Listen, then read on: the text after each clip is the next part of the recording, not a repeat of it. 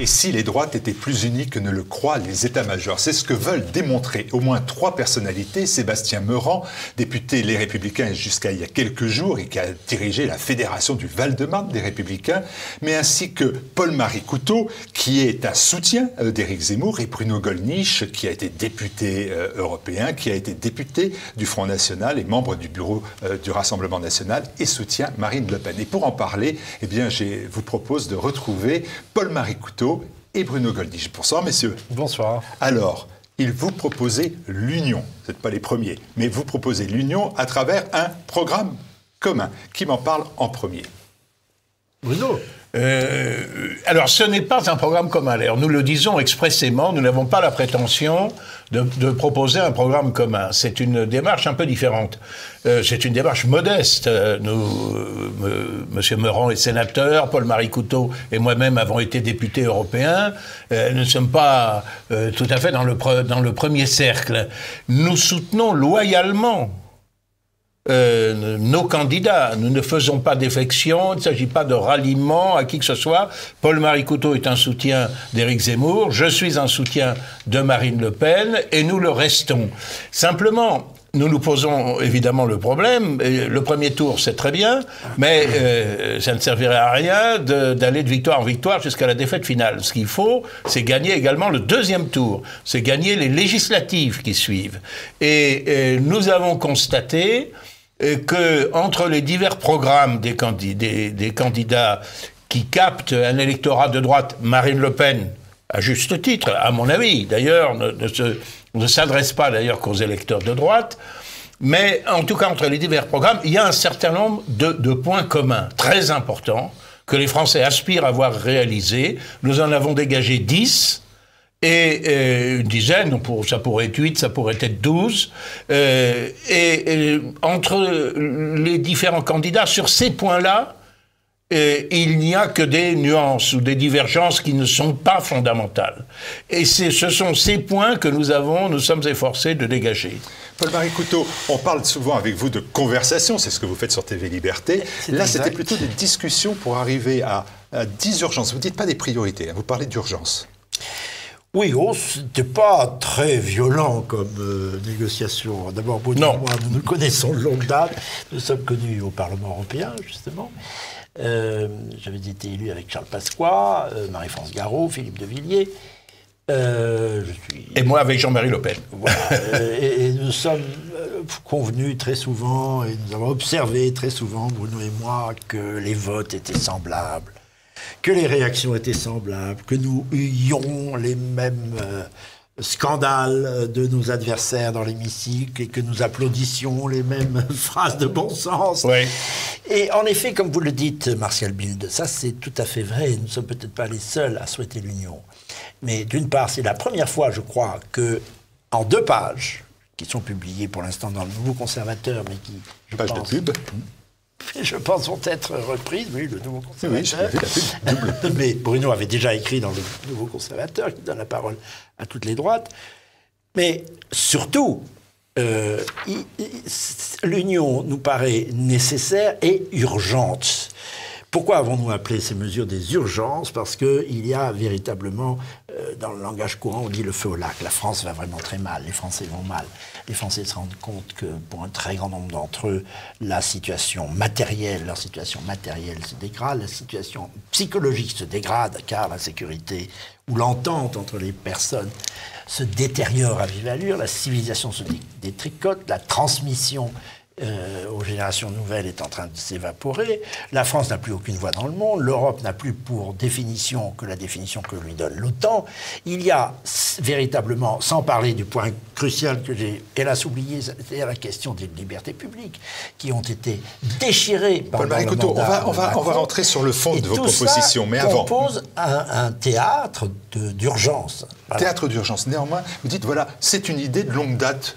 Et vous venez de la présenter à 2 jours ou 3 jours du scrutin, qui oppose clairement Éric Zemmour et Marine Le Pen, qui les oppose tellement que la possibilité que Jean-Luc Mélenchon soit au second tour est une possibilité aujourd'hui acceptée. C'est vrai qu'il ne faudrait pas que le match, en quelque sorte, la compétition entre Marine Le Pen, Éric Zemmour et Valérie Pécresse soit arbitrée par Jean-Luc Mélenchon. Et c'est vrai que le danger existe, parce que la gauche qui faisait autrefois un potentiel d'en gros la moitié des votes, la moitié des Français. Bon, quelquefois un peu moins, à ce moment-là c'était la droite qui l'emportait, et quelquefois un peu plus, c'était Mitterrand qui était élu, voilà. ou Hollande, etc. Bon, aujourd'hui, est fort heureusement totalement discrédité. Enfin, il ne reste pas moins qu'il y a à peu près, peut-être plus de la moitié, mais un quart des Français qui se réclament encore de la gauche. Et si j'étais de gauche, ce que je n'ai jamais été, je voterais plutôt pour Mélenchon. C'est le réflexe du vote utile. Par conséquent, il y a un péril. Mais ce n'est pas le seul péril. Le péril, c'est que ce soit Éric Zemmour ou Marine Le Pen qui arrive au deuxième tour, il faudra que le report des voix soit bon.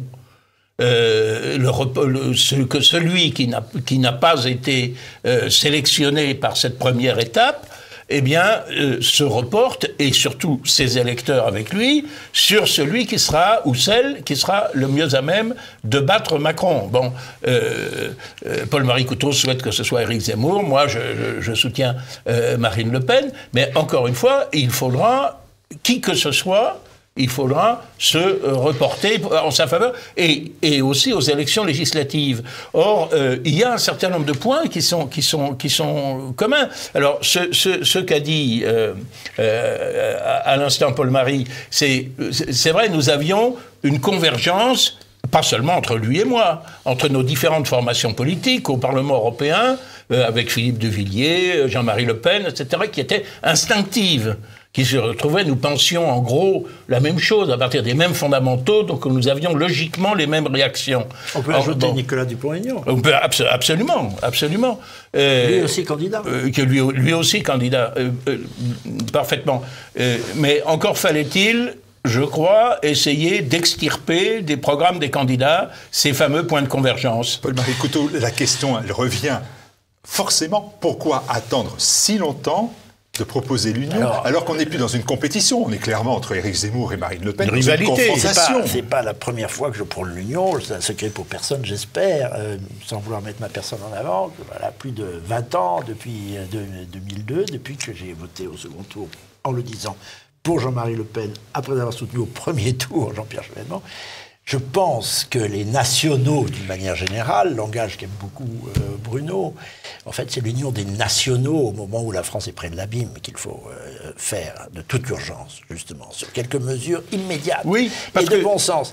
Et je ne peux pas dire que ça me ravisse, cette situation de fait créée par la présence de 2 et 3 candidats. Ça ne me ravit pas. Je constate que, hélas, 3 fois hélas, nous n'avons pas été capables, bien que j'y ai œuvré, je répète, pendant 20 ans, de dégager une personnalité qui s'impose et qui incarne en elle-même différentes tendances.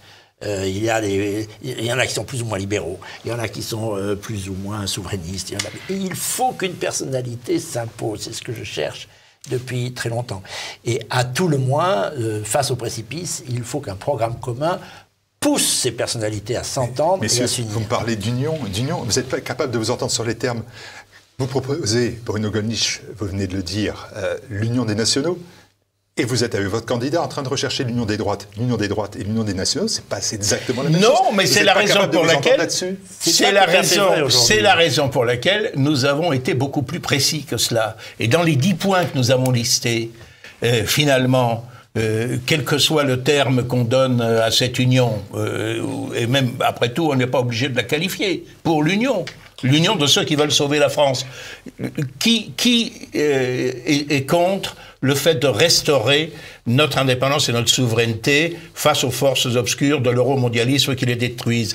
Qui est contre le fait de restaurer la neutralité de l'éducation nationale, l'émulation, d'en chasser les lobbies et les déviations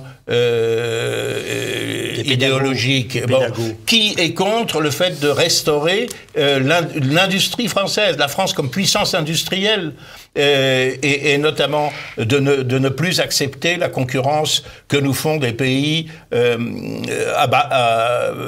qui pratique une espèce de dumping social. C'est Macron et sa clique. Ça, oui, absolument. Oui, non, mais je dis qui est contre dans nos camps respectifs. Je ne parle pas, bien sûr, de la gauche, etc.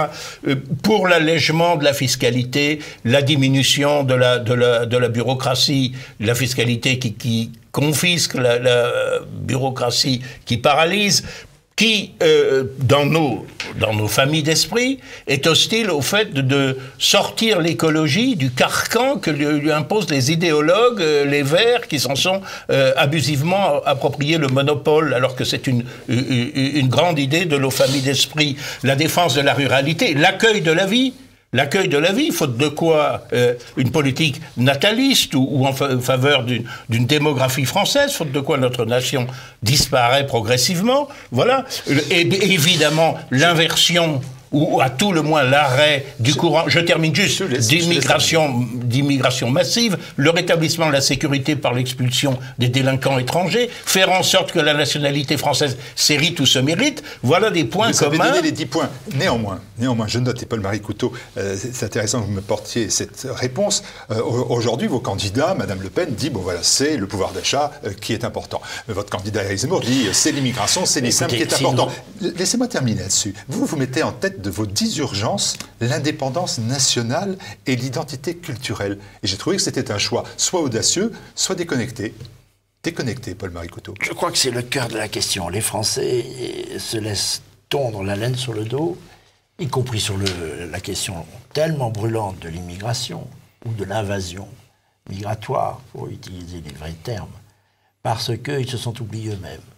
Et ils se sont oubliés eux-mêmes parce qu'au fil du XXe siècle, leur mémoire, leur imaginaire a été complètement arasé, détruit, déconstruit, c'est le même mot que nos adversaires ont utilisé, par un imaginaire extérieur qui est en gros l'imaginaire américain.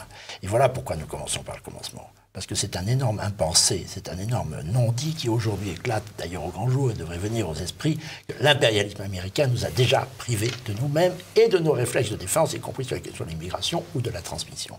Mais ce que je voudrais ajouter, qui est encore plus, à mon avis, le cœur du sujet, c'est que si nous arrivons au pouvoir, les uns ou les autres, ça sera de toute façon ensemble, nous. Et nous serons confrontés au même problème. Nous ferons ce que nous pouvons, pas exactement dans l'ordre du programme. Je sais très bien, j'ai travaillé dans plusieurs cabinets ministériels. Le pouvoir fait ce qu'il peut. Et il est toujours en deçà des programmes de ceux qui ont été élus. Et on ferait exactement la même chose. Et il vaut mieux que nous le fassions ensemble, tout simplement, pour sauver ce qui peut l'être dans ce pays. En tout état de cause, quelles que soient les différences légitimes d'accent que vous évoquez, entre les programmes de Marine Le Pen, d'Éric Zemmour, et aussi les aspirations d'un certain nombre de républicains. Je pense certainement des gens comme, je ne veux pas parler à leur place, je n'ai aucun mandat pour ce faire, mais enfin comme, je suppose, Éric Ciotti, Bellamy ou d'autres. La restauration de notre indépendance nationale est un préalable. La preuve en est d'ailleurs qu'aussi bien Éric Zemmour que Marine Le Pen entendent se détacher de ce qu'il y a de plus contraignant et tous les gaullistes aussi, dans les mécanismes de l'euromondialisme. Je poursuis. C'est un préalable nécessaire. Je poursuis. On parle beaucoup de pouvoir d'achat. Vous avez fait le choix de distinguer la réindustrialisation de la France de la défiscalisation de l'économie et de la hausse du pouvoir d'achat. Cette séparation me paraît surprenante parce que ces deux questions, elles sont intimement liées. Mais c'est ce que je disais à l'instant, pardon, tout est tout à fait lié et c'est une question de mots. En fait, vous avez fait 10 points, mais il ne faut pas en tenir compte, c'est ça que vous me dites. Si, parce qu'il faut bien exprimer un programme. Mais regardez par exemple la question de l'immigration. On parle d'immigration massive. On parle, alors, même Valérie Pécresse, c'est qu'il n'en fera rien, mais est amené à multiplier les reconduites à la frontière. Oui. Vous parlez d'expulsion massive, Éric Zemmour de remigration, c'est exactement la même chose.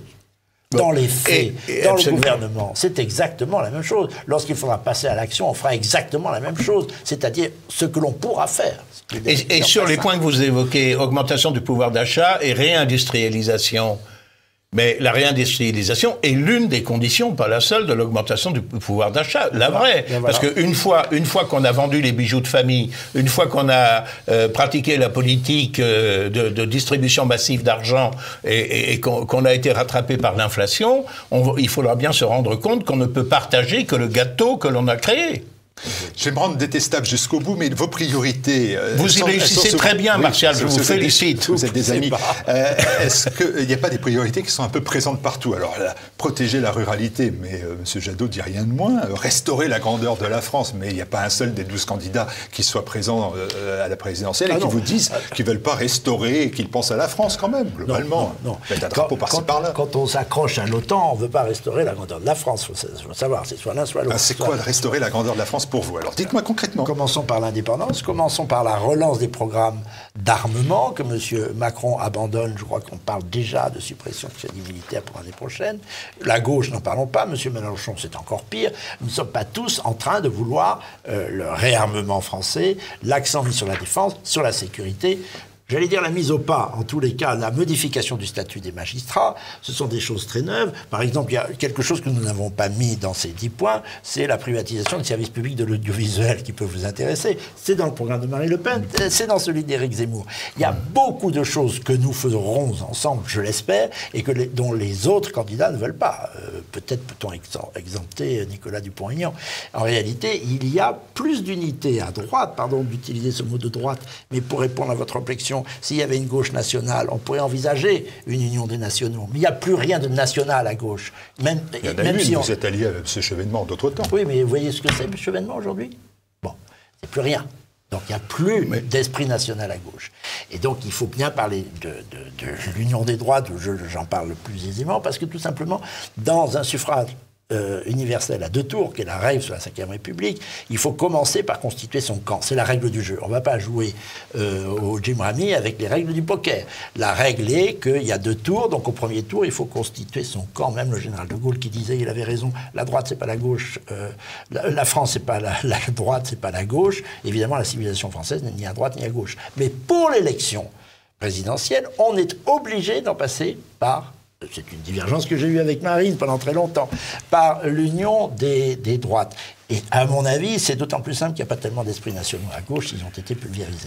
Je préfère dire la grandeur de la France. Je préfère dire l'union des nationaux, mais sur la grandeur de la France, il n'est pas exact. Et il n'est pas exact, par exemple, que tous les candidats soient sur la même ligne, en tout cas sur celle que nous proposons. Beaucoup sont des décoloniaux qui ne rêvent d'une chose, c'est par exemple de larguer nos possessions, nos territoires d'outre-mer. Qui constitue pour la France le 2e territoire maritime du monde. La seule île de Clipperton, île déserte, nous vaut une zone économique exclusive maritime de 700 km de diamètre. C'est un atout essentiel pour l'avenir. Voilà, par exemple, quelque chose qu'il faut conserver. La grandeur de la France. Également, restaurer la grandeur de la France. Ben je pense que la formule est de Paul-Marie Couteau, mais je la trouve excellente. Exactement, de quoi Je ne devrais pas dire mais, et je devrais dire donc je la trouve excellente. C'est son rôle de médiatrice entre les nations. Oui. Dont on voit malgré tout d'ailleurs quelques critiques que l'on a par ailleurs. Un autre langage que le langage du fric ou le langage du tout religieux. Déjà, ça c'est une voix moyenne de la France qui peut s'adresser à beaucoup de peuples du monde. Dites-moi, en exergue de mon propos, pardonnez-moi, je disais, si les droites étaient plus unies que ne le croient les états-majors, quand vous arrivez avec vos 10 propositions pour l'Union auprès de vos états-majors, comment êtes-vous reçus ? Avec beaucoup d'intérêt, je dois dire, de mon côté. Avec un peu de scepticisme, mais un peu de scepticisme dans ce climat, effectivement, de compétition, voire même, disons les choses clairement, sans langue de bois, de rivalité, bien sûr, mais après le premier tour, celui ou celle qui va émerger du premier tour, il n'aspirera quand même qu'à une chose, c'est au meilleur report de voix possible de celui ou de celle qui aura été évincé. Bon. Donc, aux législatives, Paul-Marie Couteau, pour l'instant, il y aura dans les 577 circonscriptions, je crois, en France, un candidat RN, un candidat Reconquête. Alors, c'est ce à quoi il faut s'atteler. C'est pas gagné. Ce à quoi il faut s'atteler dès le second tour. Et peut-être songer dès le premier, selon le rapport de force. Mais encore une fois, la question... Donc, concrètement, vous allez voir l'état-major en disant il faut qu'aux législatives, quoi qu'il arrive, quoi qu'il en coûte, il faut qu'il y ait un candidat unique des droits des nationaux. Non, mais il peut y avoir plusieurs. Donc, mais d'abord, nous ne sommes pas à la tête de nos formations politiques respectives. Nous leur disons, nous avons dégagé de vos programmes un certain nombre de points communs. Si on faisait comme quand les Français discutent, qu'ils sont d'accord à 95%, ils commencent par voir les 5% sur lesquels ils sont en désaccord et assez tripés. Quand les Japonais discutent entre eux, ils font exactement l'inverse. Ils commencent par essayer de voir tous les points d'accord et à construire à partir de cela. C'est ce que nous leur demandons de faire. Les modalités, ça leur appartient.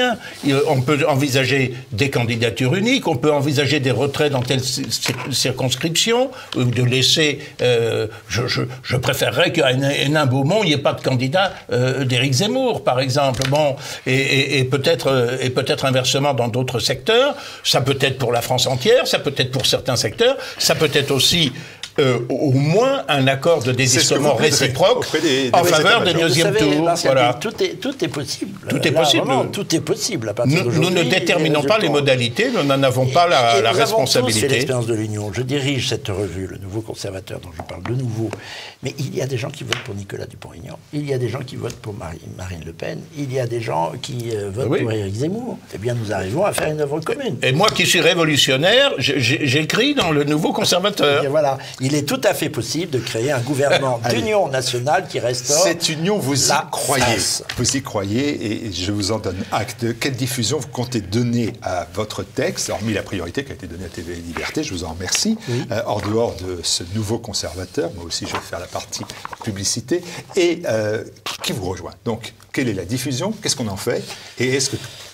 Alors parlons de Sébastien Meurant et derrière... Parce que quand on dit des gens qui vous rejoignent, on dit tout de suite à droite, on va faire un parti. Non. Ah, non. Pour l'instant, nous sommes dans l'urgence, vraiment. Je parle de Sébastien Meurant qui a bien voulu signer. On aurait pu, on a pris 3 signatures, on aurait pu faire signer ce texte par bien d'autres personnalités qui ne sont pas toutes du RN et pas toutes des soutiens d'Éric Zemmour, mais d'autres. Remarquons que Charles Millon, récemment, Bruno, c'est vous qui me l'avez annoncé, a publié dans le Figaro un bel article demandant justement cette union et justement en perspective des législatives. Pareil pour Bernard Anthony. Bernard Anthony, alors les grands esprits se rencontrent. Bernard Anthony qui fut notre collègue, et en tout cas mon ami, et qu'il est resté à ce titre, oui. Bon, eh bien, a défini lui aussi un certain nombre de points qui lui paraissent essentiels du point de vue de la Griffe, l'association qui l'anime. C'est donc